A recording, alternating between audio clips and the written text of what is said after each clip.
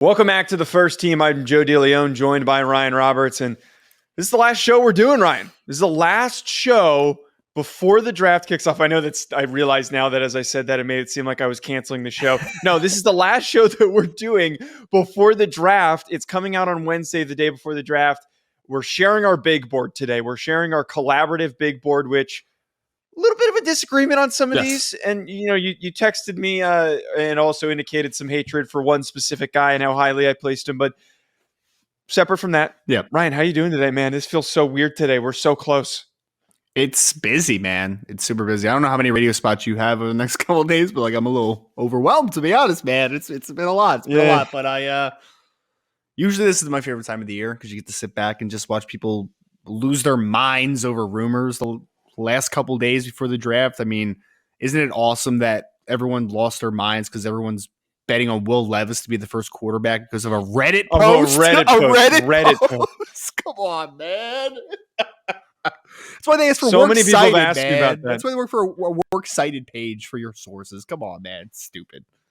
I've had every radio spot I did yesterday ask me about that. And I'm like, it's a Reddit post. They manipulated the stock market. We're not like, don't listen to this crap. It's not real. There's no actual sourcing. The real sourcing has indicated who the first overall pick probably will be. And it sounds like it's Bryce Young. Yep.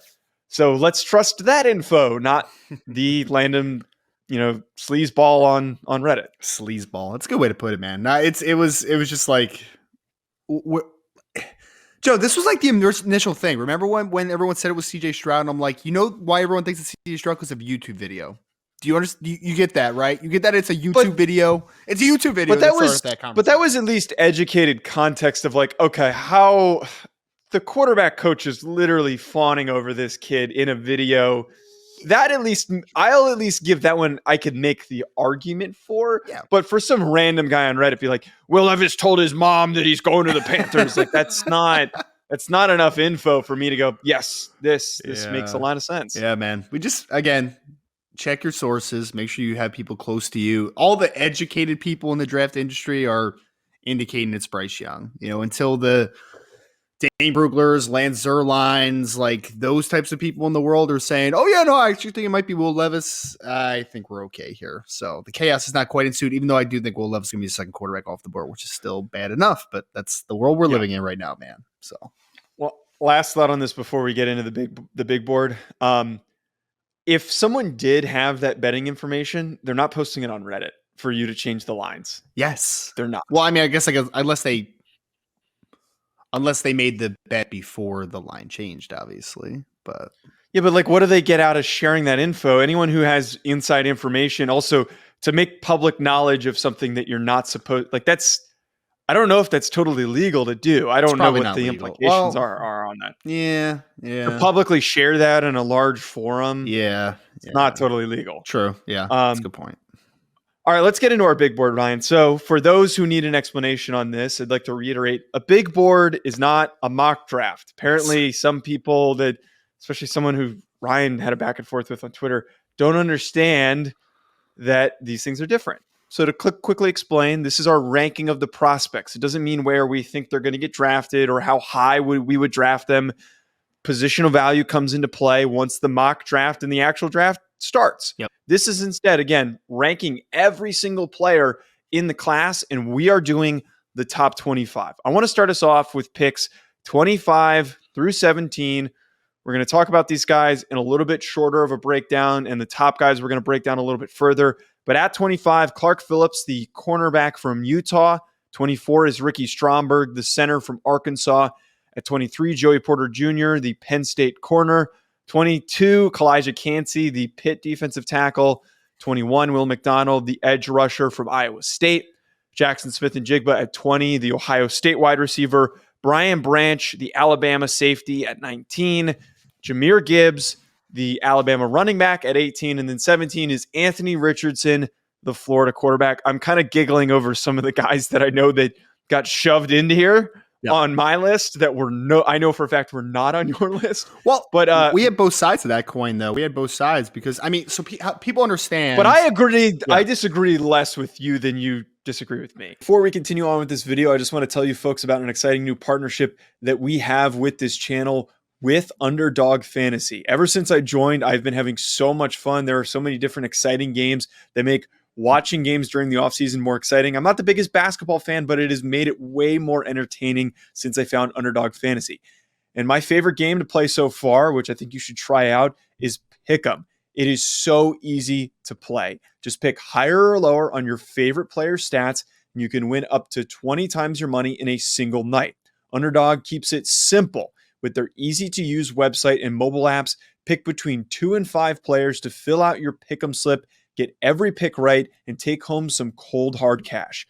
Use code HACK, H-A-C-K, HACK, like the name of this channel. Use code HACK to get your first deposit doubled up to $100 by Underdog. Go sign up. You won't regret it. You're going to have a blast. Check out Underdog Fantasy. I also want to tell you folks about our other recurring sponsor that we have on this channel, that being BetOnline, betonline.ag, which has all the updated odds, news, and anything for sports betting. It's my go-to source for when I want to be betting specifically on games. I love betting on college basketball or the NBA. Especially, again, during the offseason, always looking for more fun ways to be focused in on some of these other sports. It's betonline.ag and use promo code BELIEVE50. It's promo code BELIEVE50 to get 50% welcome bonus on your first deposit.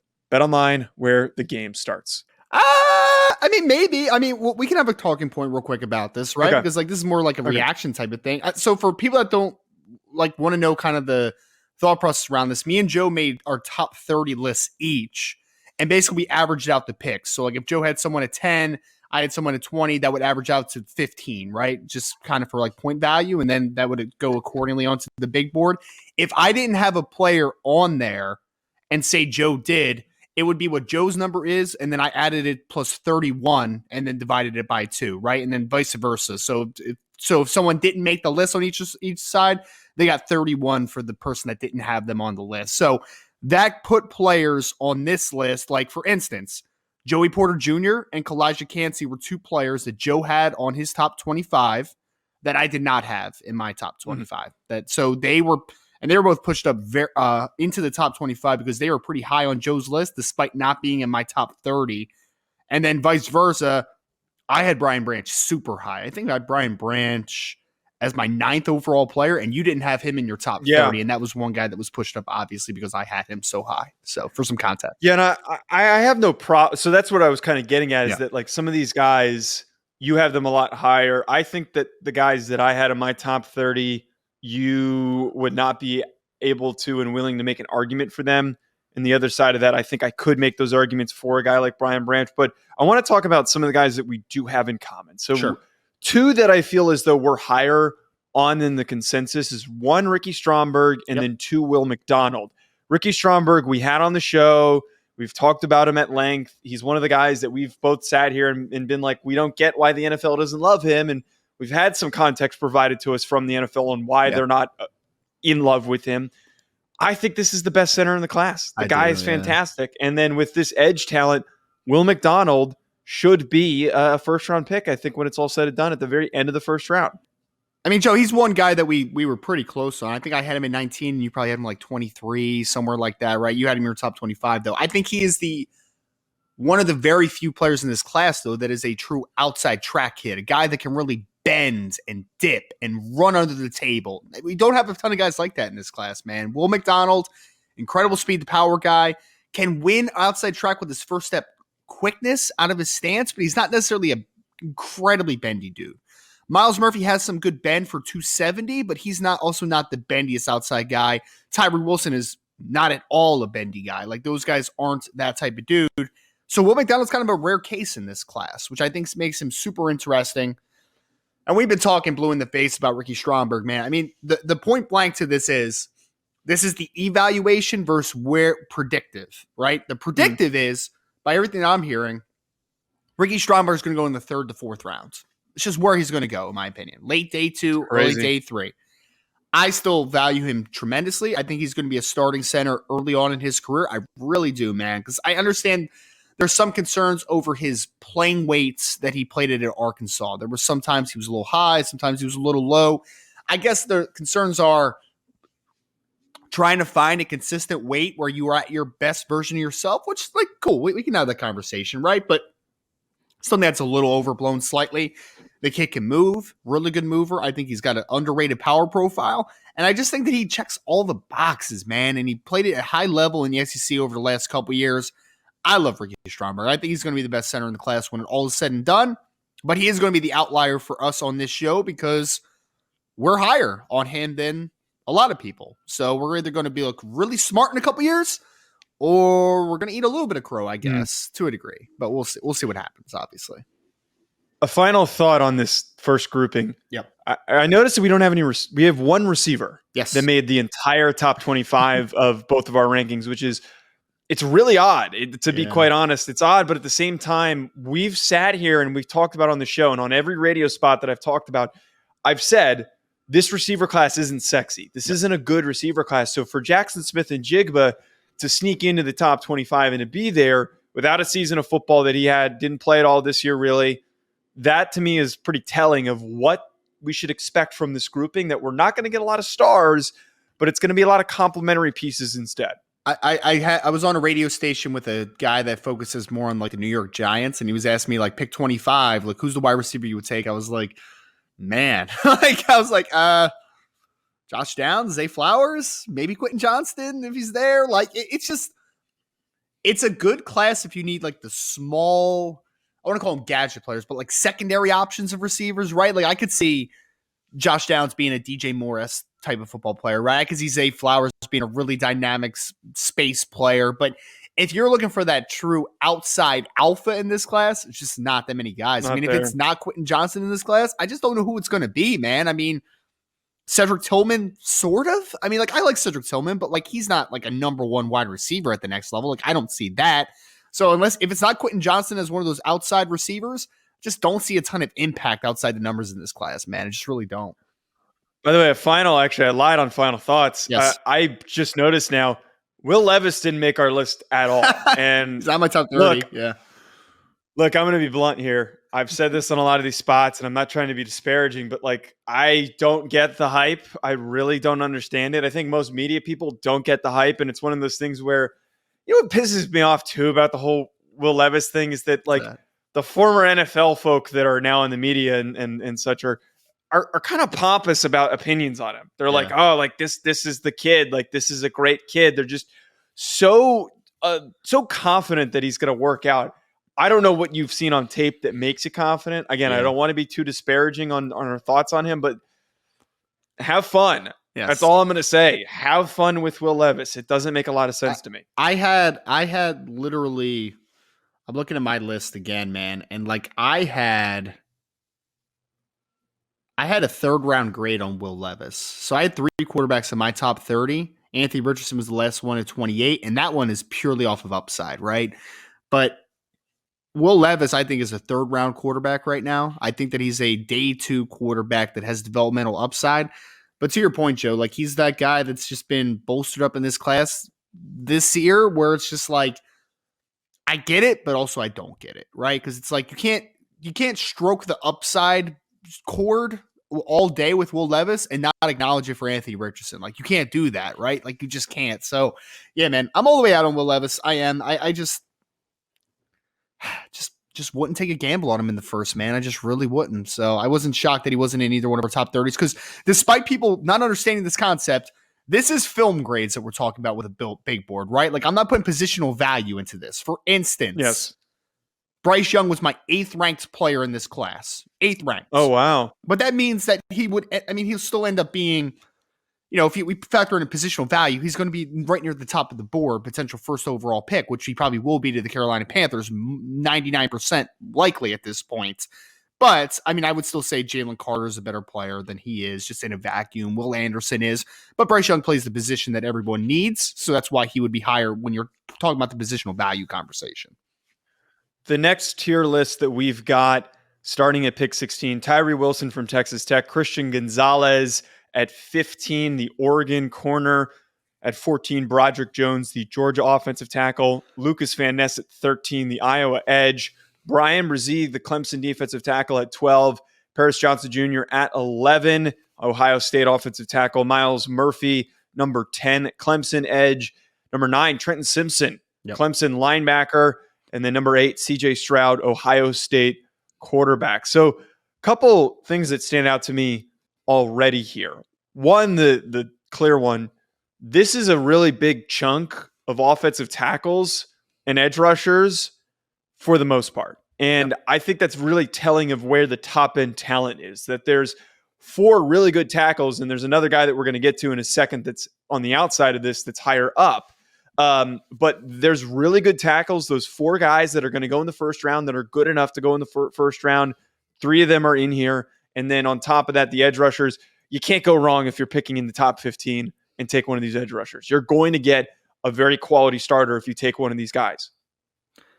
It's really cool, man. Honestly, just kind of looking at our list a little bit, because I didn't even realize that until you made that point, Joe, that the most important positions in football are represented in the bulk of this list, right? Like you mentioned, offensive tackles, pass rushers, quarterbacks, and corners. Like those are probably the 4 most the spots that are most represented on this list. And I think that really represents the game today, right? Like what's the most important position in football? Quarterback. What's after that? Great conversation between offensive tackles and defensive ends, pass rushers. Great conversation there. And then I would say cornerback is a position that is so much more important than it once was and is continuing to get more and more important as this game continues to get more and more wide open. So I think this is kind of mirroring the trend of the NFL right now, which is kind of cool to kind of look at the list and know that that's kind of the trajectory it's going in. The other spot here too, 2 guys that were very high on compared to the consensus again. Yeah. Trenton Simpson from Clemson. Yep. Brian Brzee from Clemson. Both of those guys have actually, I've seen some people say that they're not first round picks. And to be honest, I don't really understand that, because Trenton Simpson as an athlete is just so good. And it's not like it's an athlete running aimlessly and making mistakes. The guy's got great instincts. I think he's very reactive. I don't understand why more people aren't willing to place him, 1, in the top 15 of these prospect rankings, but 2, to project him as a top 20 pick and say that he's clearly the number 1 linebacker in the class. The guy is just so well-rounded. And I don't want to, I'm tired of overthinking well-rounded good football players. I think maybe it might be a positional value thing that comes into play here. It is. The other one too, for some reason with Brian Brzee, everyone keeps bringing up the injury history. And I got asked this on a show, like, are you worried about the injury history? And you had pointed out early on in this process that this year he was perfectly healthy and missed time for personal reasons. Yes. That was it. Like the guy's been available. What have you done for me lately? He was fully available.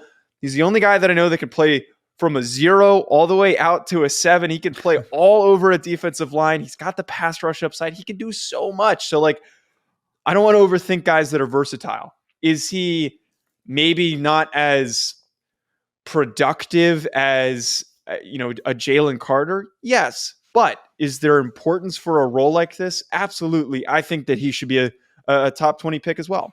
Well, and I think in this class that has so few true first round picks in a vacuum, like it's not hard to bet on Brian Brzee from a talent level perspective. I mean, the kid was 6'5.5", just a hair under 300 pounds, ran 4.86, had the, bench press numbers, the short area numbers. It's just like, this kid's a freak of nature talent wise. Yes, the production doesn't match the talent yet, but I mean, we can't discount that there was a year that was killed because of injury. And then, I mean, you definitely can't hold against him that his little sister passed away this year. Like, that's completely out of his control, man. Like, he has 0 control over that.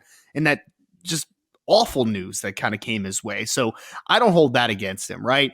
I think that when you look at it, still only 21 years old. He's still a super young, one of the youngest players in this class, Brian Brzee.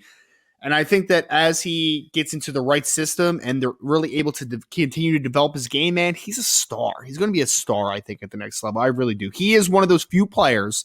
I think this is the most overused thing in the world, Joe. People say he's going to be a better NFL player than he was a college player. I'm just like, that rarely ever happens. For Brian Brzee, that's a good possibility, man. He could be a much better NFL player than he was a college player. So I just banking on upside there. And then Trenton Simpson, yes, it's the linebacker thing. Linebackers are becoming extremely undervalued, but not every linebacker looks and moves the way that Trenton Simpson does. So rare athlete at the position, Trenton. Last grouping that we've got, Ryan. Number 7 is Peter Skoronski, the Northwestern offensive tackle. Devin Witherspoon at 6, the Illinois cornerback. 5 is Bryce Young, Alabama quarterback. Number 4, Bijan Robinson, Texas running back. Number 3, Michael Mayer, Notre Dame tight end. Number 2, Will Anderson, Alabama edge rusher. And then number 1, Jalen Carter, Georgia. I know that some people might like sit here and try to pick this ranking apart, but like that is probably the most agreement with the consensus that could have possibly have seen. I think if you ask anybody who are the top 7 players in this class, they're all going to pull up 5 of those guys, at least 5 of those guys. And it all makes sense. I think that all of these players are the most ready to play right now and are all justifiably the best at their positions. All of these guys are going to step in right away and have an immediate impact. And I think that Peter Skoronski maybe is the one that you do have some people who push back on. But you know what? If you're so worried about the arm length thing and the guy plays guard, he's going to be one of the best guards in the NFL at the start of his career. I don't think that's a hot take. It's not a crazy thing to say. He is a very good football player, and so are all of these guys that are ranked as such. You know, the person that people are actually going to push back on the most is Michael Mayer that high. People are going to push back the most on that one, which I understand, man. I get it. I think at the beginning of the cycle, no one would have. It's just suddenly, it's become the popular thing to say that Michael Mayer is extremely overrated. I get it, man. And I'll also, again, we're evaluating in a vacuum. We're not saying Michael Mayer is going to be the 3rd pick off the board. I'm not even saying Michael Mayer is going to be a 10th pick off the board. I think the board starts for Michael Mayer pick 13, if I'm being honest. Like 13 to the Green Bay Packers and then 28 to the Cincinnati Bengals. Somewhere in that window is where Michael Mayer is going to get drafted, in my opinion. But I still think he's a top 10 player in this class. I know there's a opinion on Twitter that if you wouldn't take Bijan Robinson in the top 5, you can't rank him top 5. Dumbest thing I've ever heard in my life. He's a top 5 player in this class. This is one of those situations, again, where when I'm watching film, I'm not grading a player. I'm not grading a player, and I'm not putting positional value into the conversation there. That's where we start predicting and doing the mock drafts and having that type of conversation, right? So Bijan is, I think the 3 blue chip players in this class, in my opinion, Joe, are Jalen Carter, Will Anderson, and Bijan Robinson. Those are the blue chips. Those are the guys that in any single draft class, they would be a top 10 player in the class. Like that's who they are, in my opinion.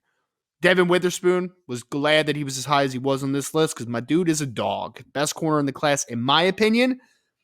I think he plays with just a competitiveness that is just, it's incredible to watch, man. It really is. So I wasn't many huge surprises on this list, but again, I think the one people that will push back on is Michael Mayer, that high at number 3. Final thought, and when I put out my top 10 prospects yesterday, I had all the radio hosts ask me like, wow, you've got Jalen Carter at 1. And to further explain this, and I explained this when this was brought up, I don't factor in, and you're not going to factor in those off the field concerns with the player ranking. This is talent. If we're talking about the most talented player, it's Jalen Carter. There aren't guys that can move the way that he can, that can anchor the way that he can against double teams and then make plays against the run while being double teamed. It's just such a rare build and athletic profile. The guy is going to be really good if he can figure it out. Is there a chance that he does something stupid and things don't end up turning out the way that we hope? It's always a possibility. Always that chance. There's always a chance of that. But right situation and a team that's willing to be patient, Jalen Carter is the best player in the class. I think so. I feel like I said this a few weeks ago before the incident even happened. People kind of lost their minds a little bit on that one too, man. When you ask me who's the rarest player in this class, my answer would be Jalen Carter. Like I think that we see Will Anderson-esque type of talents come around every so often, right? Like we see the Myles Garretts, we see the Chase Youngs, we see those types of talents coming out. Even the Nick and Joey Bosa's, like we see them. Not every draft you see a Jalen Carter come around. I mean, when's the last time we had a defensive tackle like this, right? Like Jeffrey Simmons, Quinnen Williams to a degree, I guess, was close to this type, but even I think that Jalen is a better prospect than even what Quinnen was coming out of Alabama. Like, just don't see these guys coming out too often, man. And people forget Aaron Donald was a great prospect coming out, but Aaron Donald wasn't like a foregone conclusion, right? Like he was an outlier at his time when he was coming out of the University of Pittsburgh. So I think as long as everything is on straights, eyes are focused, tunnel vision, whatever Full hearts can't lose. Whatever random cliche you want to throw out there, Jalen Carter can be special. He's that type of talent. Folks, that's our big board. The cycle's done. We're going to be coming at you with a breakdown and a reaction to hopefully all 3 rounds after they're done. It's going to be a long weekend. But you know what? It's our favorite time of year. Joe DeLeone, Ryan Roberts, at Joe DeLeone, at Rise and Draft. We'll be back. Enjoy the draft, folks.